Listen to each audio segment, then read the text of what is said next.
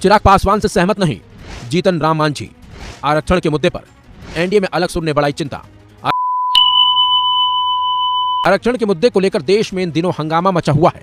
आरक्षण के मुद्दे को लेकर तमाम राजनीतिक दलों ने सुप्रीम कोर्ट पर इस सवाल खड़े कर दिए हैं, लेकिन अब आरक्षण के अंदर आरक्षण को लेकर एनडीए में घमासान छिड़ गया है।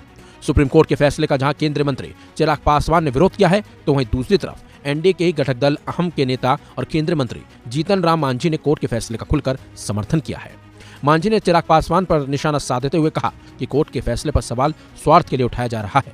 साथ ही उन्होंने ये भी कहा कि 76 सालों से सिर्फ 4 जातियां ही एससी आरक्षण का लाभ उठाती रही हैं। जीतन राम मांझी ने कहा कि 7 जजों ने नोट दिया है, उसमें एक जज ने सिर्फ ऐसा कहा। सवाल यह है कि हम लोग तो हर तरह से सुप्रीम कोर्ट के निर्णय का समर्थन करते हैं, वो अच्छा है। साथ ही मांझी ने कहा कि बिहार में खासकर नीतीश कुमार ने साल 2011-12 में ही ये व्यवस्था कर दी थी कि अनुसूचित जातियों में दलित और महादलित होंगे, तो उस वर्गीकरण को कुछ लोगों ने कोर्ट में चुनौती दी थी, जिसे कोर्ट ने अमान्य कर दिया था। उसी चीज को आज सुप्रीम कोर्ट ने फिर कह दिया है। आइए आपको सुनाते हैं जीतन राम मांझी ने क्या कुछ कहा और किस तरह से चिराग पासवान पर इशारे में निशाना साधा। आस्था का देश है, यहाँ मिट्टी को भी भगवान मानते हैं और किसी मूर्ति को, पत्थर की मूर्ति को और आध्यात्मिक लोगों के बारे में कहना क्या है। इसलिए अगर कोई किसी के बारे में ऑब्जेक्शन करता है वो गलत है। सबका अपना अपना आस्था है, आस्था से खिलवाड़ नहीं करना चाहिए। जो पहलवान है अखाड़ा में धूरी नहीं लपटेगा, नहीं घुलटेगा, तो पहलवान कैसा है। उसी प्रकार से राजनीतिक दल अपना अपना कसरत करता है।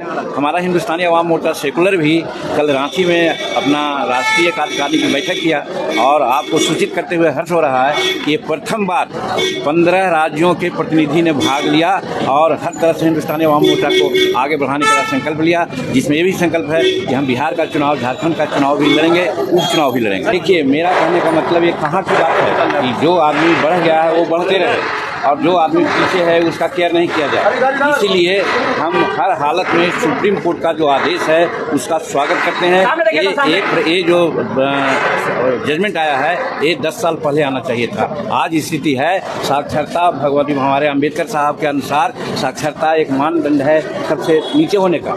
शेड्यूल कास्ट की साक्षरता दर 30% है और उसमें भुइयां, मुसहर, डोम, मेहतर, नट ये सब का साक्षरता दर 15% से नीचे है।